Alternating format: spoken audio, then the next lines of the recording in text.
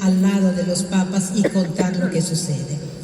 Bueno, esta historia de bendiciones, inició hace mucho tiempo y yo obviamente no estaba consciente de ello. De niñita era muy apegada a la religión, tenía como misticismo y llegué a ganarme un concurso de religión, lo cual en las escuelas primarias de Roma, porque yo siempre estuve entre Roma y México, porque mi mamá era italiana. Entonces yo creo que ahí ya había algo que pues me hacía ver que un día algo habría tenido que ver con la religión. Pasaron los años, acabó preparatoria, estaba yo en México y mi mamá había trabajado en Televisa, en la Ciudad de México, en producción, nada que ver con noticias, y volvíamos a Roma definitivamente, en teoría. Entonces se iba a despedir de sus amigos de Televisa y yo obviamente no tenía nada que ver ni quería ir, tenía 19 años y medio. Y mi mamá me dijo, por favor, acompáñame. Bueno, pues en esa frase ya estaba Dios presente, porque efectivamente voy con ella, pasamos a diferentes oficinas y no sé cómo caímos en la oficina de Jacobo Zabludovsky. Entonces él recibe a mi mamá, la saluda, ella le dice que vamos a Italia y Jacobo me mira y con esa voz tan particular que ustedes recordarán, me dice, oye niña, ¿y tú qué sabes hacer? Entonces yo lo miro y le digo, pues la verdad nada. Ah, no sabes hacer nada. Yo estaba acabando preparatoria, ¿qué iba a saber yo hacer? Nada. Entonces me dice, nada. Oye niña, así nos decía, niña, con esa tonadita, ¿cuántos idiomas hablas? Y yo, pues 4. Hablas 4 idiomas y no sabes hacer nada. Pues no sé hacer nada. ¿Y qué vas a estudiar, niña? Entonces deben de saber que yo estaba muy indecisa porque quería hacer o psiquiatría o periodismo, pero no había tomado la decisión. Y en el momento en el que Jacobo pregunta, ¿qué vas a estudiar?, la que contesta fue mi mamá, que dice, va a estudiar periodismo. Yo recuerdo que le di como una patada debajo de la mesa, como diciendo, ¿y tú quién eres para decirle a Jacobo que yo voy a hacer periodismo si yo no he decidido? Pues se quedó con eso. Jacobo me miró y me dijo, bueno niña, un día ve ahí. Por favor, sabemos que te estás viniendo a México, quédate un mes más. Bueno, pues dije, ok, ni modo, pues me quedo un mes más. Para eso llegó Joaquín López Dóriga, que era el enviado especial estrella del licenciado Zabludovsky. Yo obviamente era pues la novata, la chichincle, con mi cochecito Fiat, pues yo los llevaba para arriba y para abajo, era la que hablaba italiano, en fin, los ayudé como pude, pero bueno, él era la estrella, obviamente, y era justo que fuera así.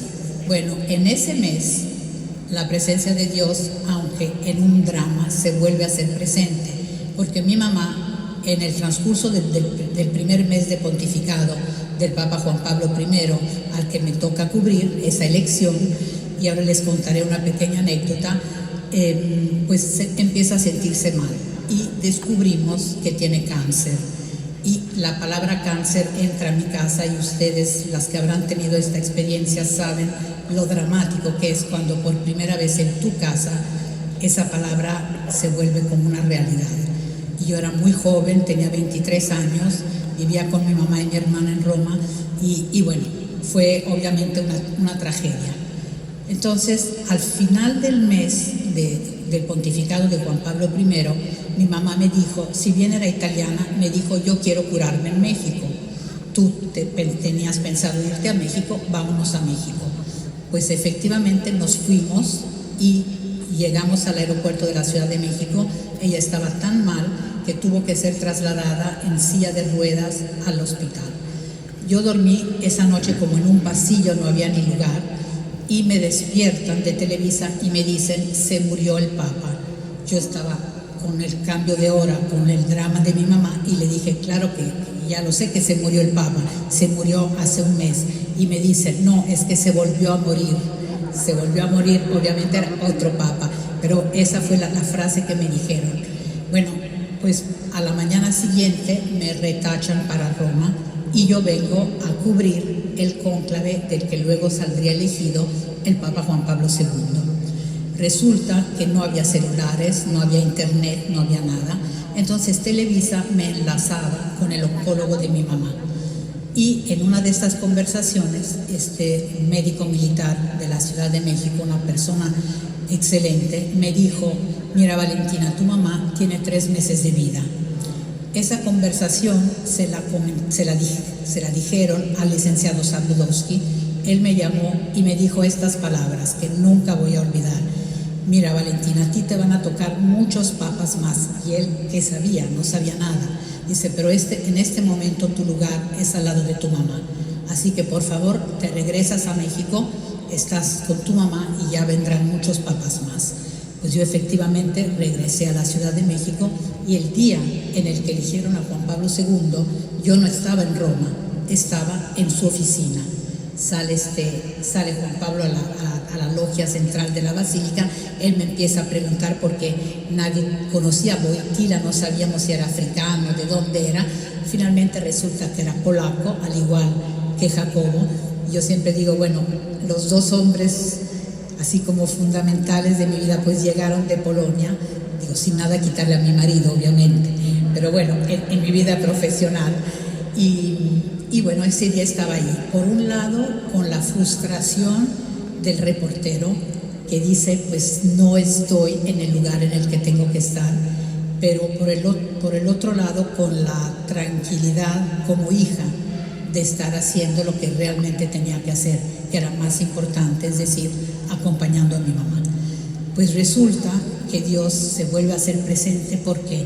Porque mi mamá era una mujer que tenía mucha visión, y creo que en cuanto vio a Juan Pablo II, entendió que se venía un pontificado absolutamente diferente, único, extraordinario.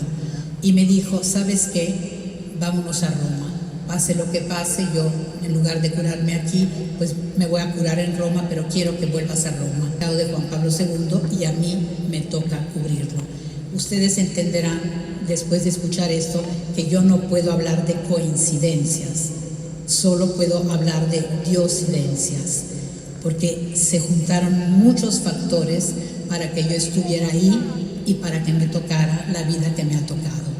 Cuando tú eres joven, no tienes absolutamente ninguna noción de que tienes talento o para algo, para lo que sea, o que Dios te ha llamado para algo.